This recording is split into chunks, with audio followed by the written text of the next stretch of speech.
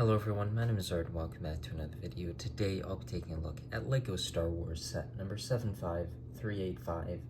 This is the 382 piece Ahsoka's Duel on Perida. It's got 5 minifigures and costs $40, $35, nope. It costs $55, 70 Canadian. It's got a boatload of stickers, 5 exclusive figures, which is nice. And is pretty much baseplate 2.0. The last couple years, LEGO Star Wars definitely liked throwing in one of these gray baseplate sets. Of course, the original one being Obi-Wan vs. Darth Vader, and then this one, Ahsoka's Duel on Perida. The biggest part of this set and the biggest draw to this set is Thrawn.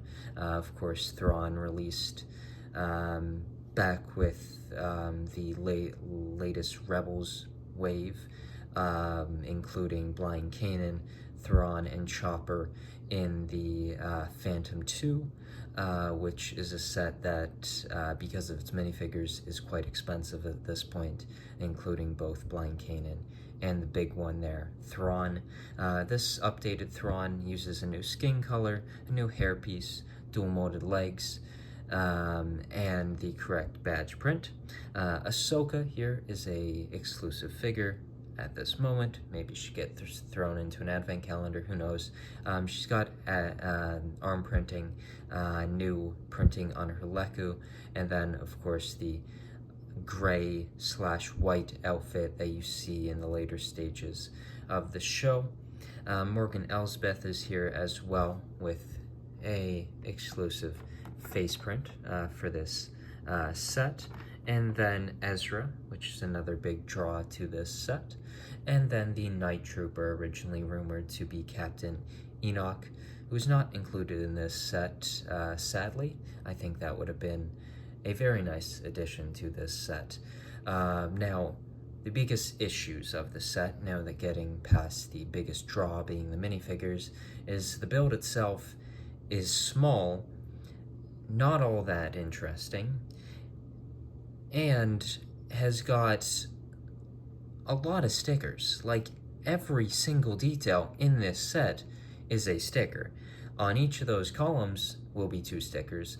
All over the ground, the gray ground of this terminal area is stickers. And the gray stickers, not only are there quite a few stickers, they don't really match the set all that well. The gray of the sticker doesn't match the gray of the piece. The black is totally fine, and those black stickers actually look really, really cool, and I'm fine with those being stickers. The gray base plate stickers, I think, are the biggest issue here, as all it requires are 2 prints. You would need a print for the 2x4 plates, and then the circular plates. You only need 2 printed parts in this set for those. Not only would those printed parts line up with everything really nice, they would also match the actual color of the set. A bit positive though on the build. It's a fun angled set. There's some fun angles throughout this one. There's a lot of gaps throughout the build to fit the dishes so that you have some play functions throughout this set. But the build itself has some nice angles to it. It's not all that interesting build. It's very repetitive. You do the midsection one side and then the other side is exactly the same, so it's a relatively repetitive build. But I think the angle of the set overall looks quite nice. The columns themselves are nice as well. And overall, the look of the set is better than I thought it was going to be. When the rumor of this set came out, I knew that this was going to be the set that had Thrawn in it. It was going to be the set that the only draw to it is the minifigures, and that's exactly what it is. I think the biggest disappointment here, I'm not at all really have an issue with stickers in most cases. I think stickers are great. They add detail to sets, and that's great. And I don't have an issue with the columns being sticker pieces. A lot of those are different prints. You do a print there, and it's probably only two prints, one for the bottom, one for the top, just repeated around. They wouldn't all be different prints. And the set overall could suffer a little bit because you don't have sort of different designs throughout them, which is nice about the columns. But not having those printed parts at the base when you would only need two printed parts is a bit disappointing. The columns themselves are all built up the same. You've got a sticker there on larger panel plate pieces. The top of it's going to be the same, as well as the detailing along the back of it. This set has a couple play functions. There's little gears at the side where you can move your characters around to battle another character. You can't spin this midsection with a gear piece like that. That's just a handheld module of it.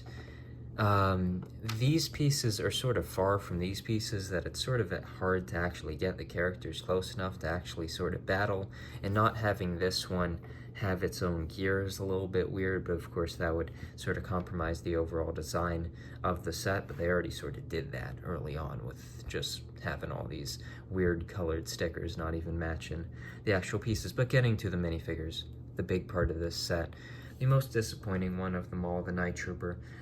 This one I was really excited for. I was excited to see how they would do Captain Enoch. And being a Night Trooper, it's an exclusive figure, but one that I still think is a little bit disappointing. Wouldn't be shocked if we see this guy in an advent calendar next year. There's printing along the torso and the legs that's exclusive to him, as well as the helmet itself.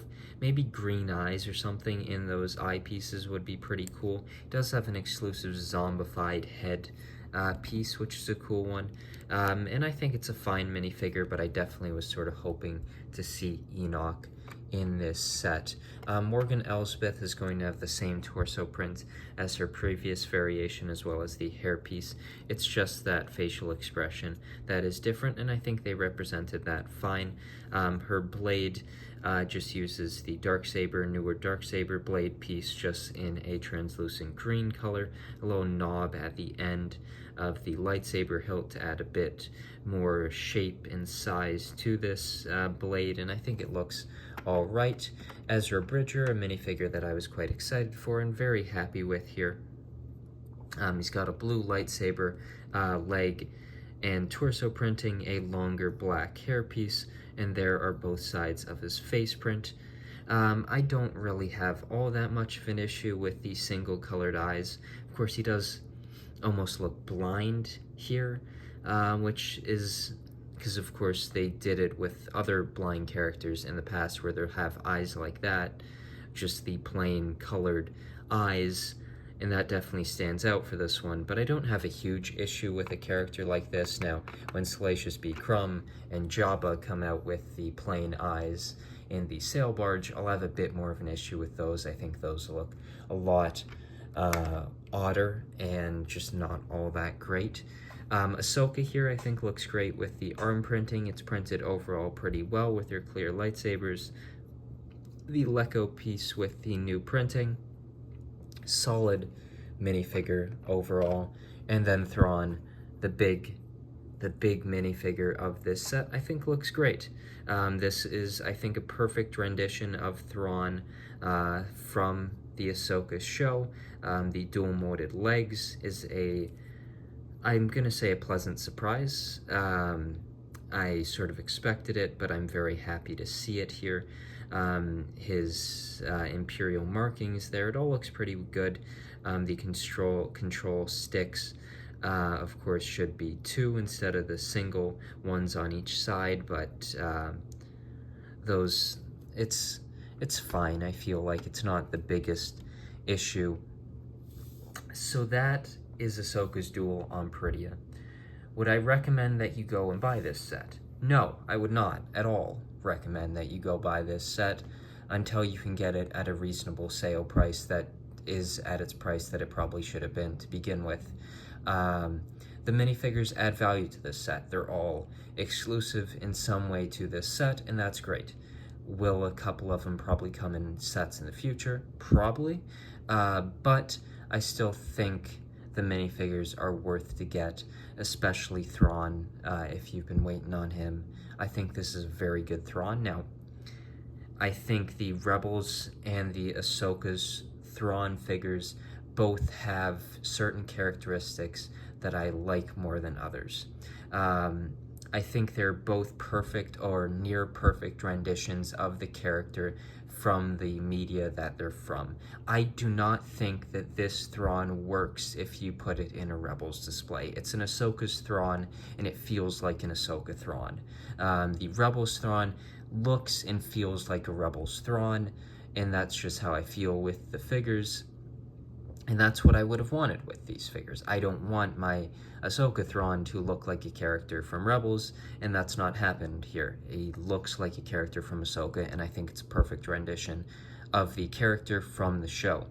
The other characters, I think, are very solid.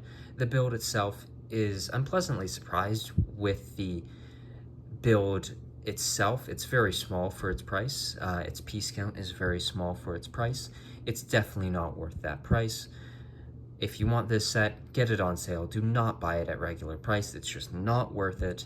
But when you do get it, I don't think you'll be disappointed with the minifigures. Probably be disappointed a bit with the build. Even for play, I don't think this is all that special. You've got the little discs as well as this sort of launching feature that doesn't honestly work all that well. It's a fine little set. It's not great.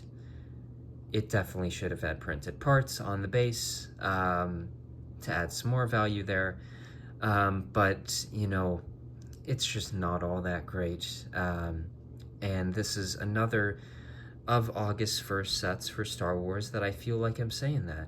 It just, I don't know what it is about this year for LEGO Star Wars. It just, they're from some very solid sets. And all of those are 18 plus display sets. Whereas these minifigure playsets that I love so much and have loved for years and are always the thing I'm most excited for have pretty much let me down a lot this year. There's some good ones out there. I think the Darth Vader Tantive hallway set is very good. This one has very solid figures. I don't think the Rebuild the Galaxy sets are all that special. And then of course the Desert Skiff is a great build, some great figures, but again, way too expensive. Which leaves me to the conclusion that I think the C-3PO set is the best set from the entire August 1st wave, and I sure as hell would never think I would be saying a buildable character is the best set from an August 1st wave of LEGO Star Wars, but here we are with this set releasing and a few others that just honestly are not that great. Thank you for watching this video, and I'll see you in the next one.